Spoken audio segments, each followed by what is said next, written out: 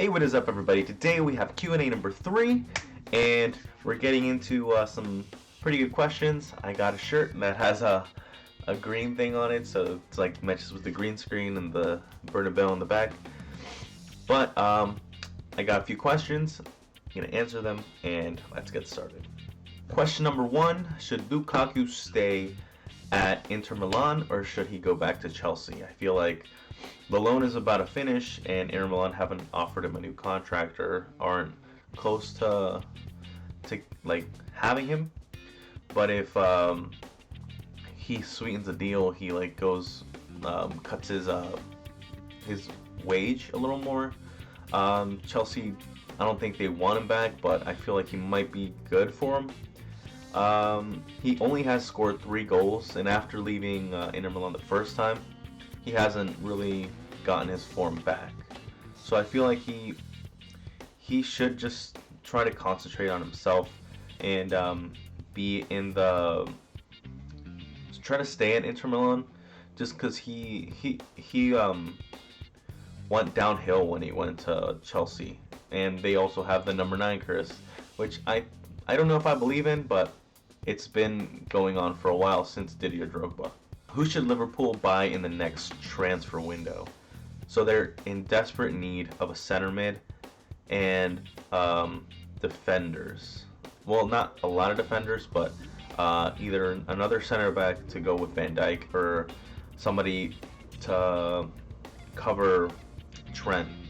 If he, like, not cover, but like make competition for Trent.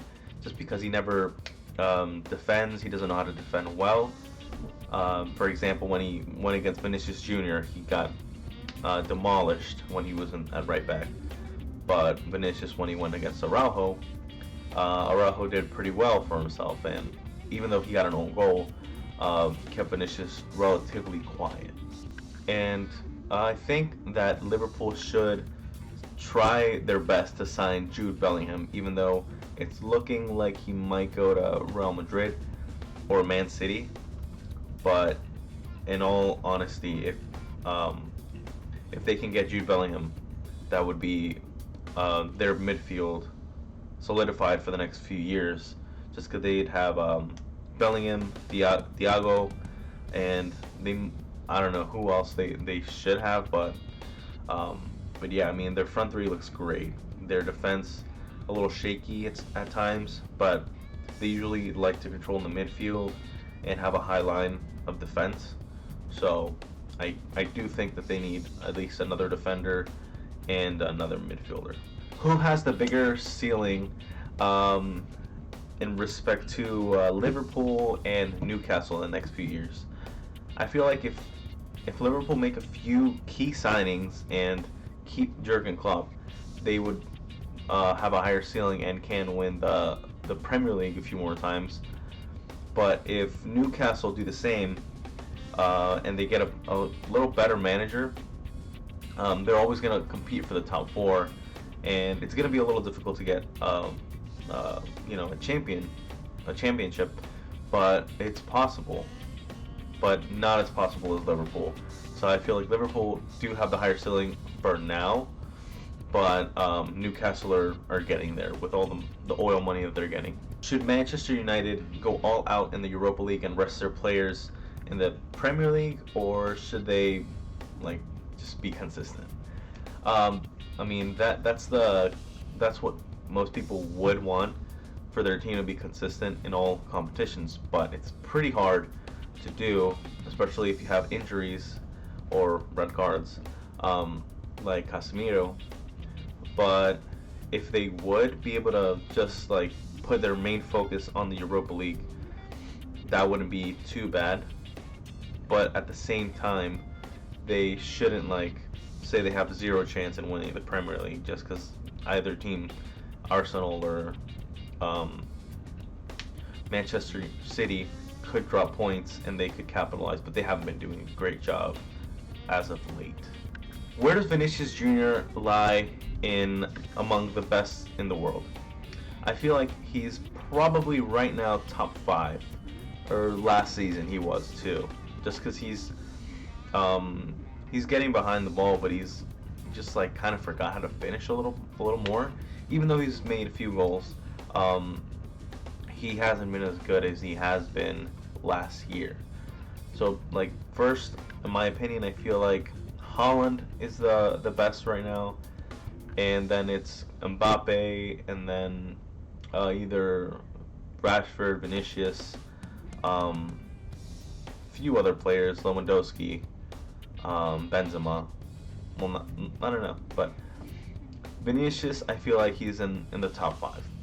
Should Messi move to the MLS or to Barcelona? I feel like he should go back to Barcelona for a few years, have some games here and there. I don't feel like he's gonna replicate the form that he used to have, but I mean it's always a good reunion, to go back to your former club, especially a club that you've been for your whole life, other than the small spells that he's had at PSG and Newell. But I feel like he should go over to Barcelona, not get a huge check, and then he should go to MLS. Because even if he's like 40 something, he's gonna light up the MLS, and he's pretty much gonna be the best player in the MLS, no matter how old he is. Which team has the toughest path to the UCL final?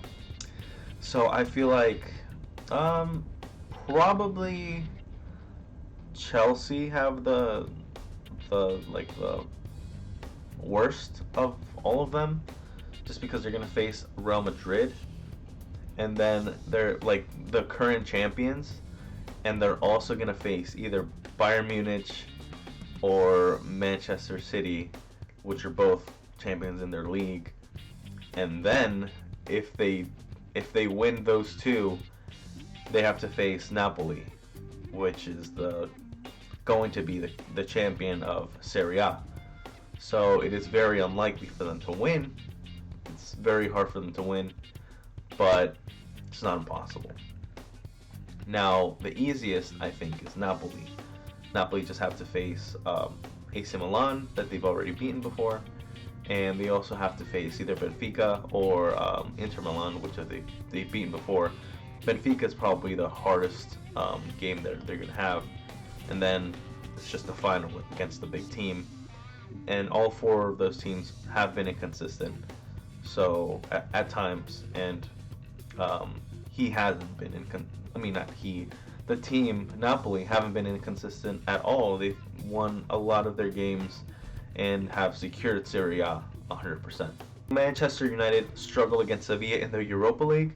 I feel like they might a little bit, just because they even went down to Fulham 1-0 before those 3 red cards. They do have a chance. They have been beating all the Spain teams. I feel like if they were in the Champions League, they'd be pretty far up. But they've beaten Barcelona, they've beaten Real Betis, so they only have Sevilla left. Sevilla is like close to relegation, so they do have a lot of pressure on them. It's going to be really hard for them to go and just concentrate on that game when they have so many other games in La Liga, just not to get relegated. So it's going to be pretty difficult for Sevilla to go through, and Manchester United should have a pretty easy game against them. Not easy game, but an easy 2 games just leading up to who's gonna go to the next round. Are Benfica favorites to Inter Milan, against Inter Milan? And I would say yes. I do feel like they are favorites. They top their group in the Champions League over PSG, and they've been playing really well.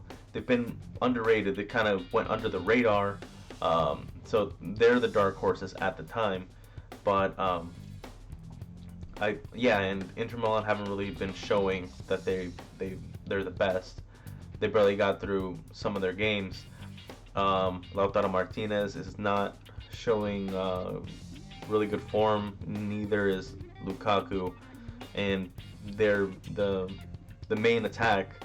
And Benfica has just been attacking and destroying teams with Gonzalo Ramos, I think. He's been doing really well. He should be moving to another team next season. Um, and you guys are free to quote me on that, just because I feel like he's going to go to a big team. Could be Chelsea, honestly. Could be Chelsea, but we'll have to see. Did Araujo and Vinicius live up to the hype? Yes, I feel like Araujo did get the better of Vinicius at the end, but also Vinicius did make him get an own goal.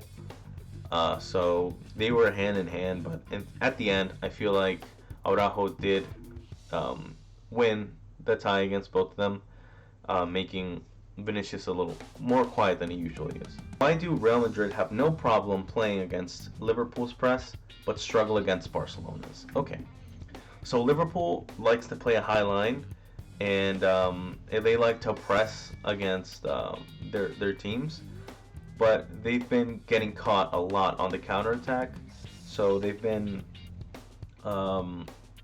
leaving spots open, and some speedy attackers just come in and make a goal, and that's it. Barcelona do the same thing. They don't have a high line, but they do press pretty strictly.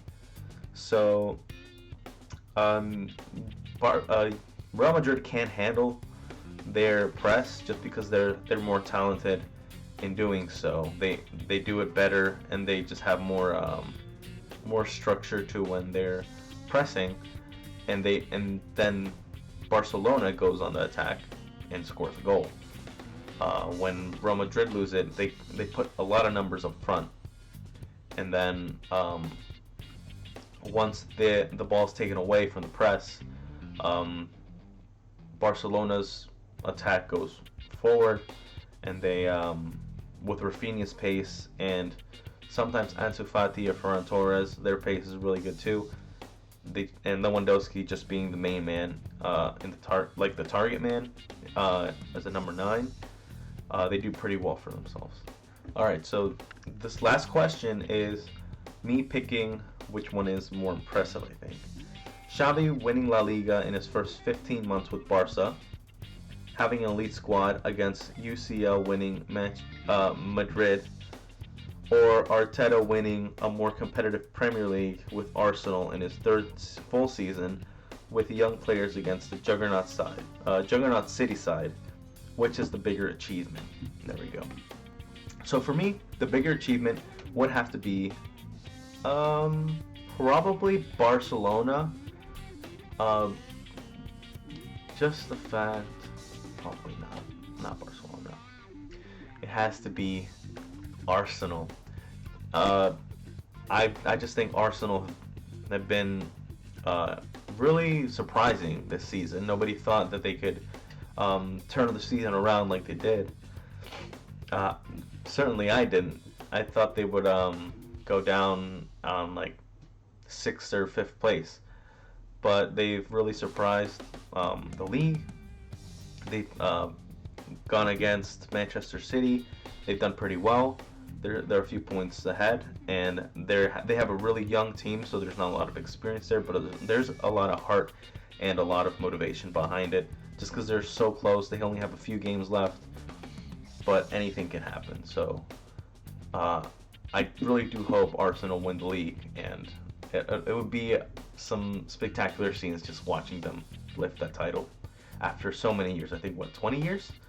So that would be great. So that's my Q&A, and I'm happy to see you guys watching my videos most of the time. I will see you guys later. Peace.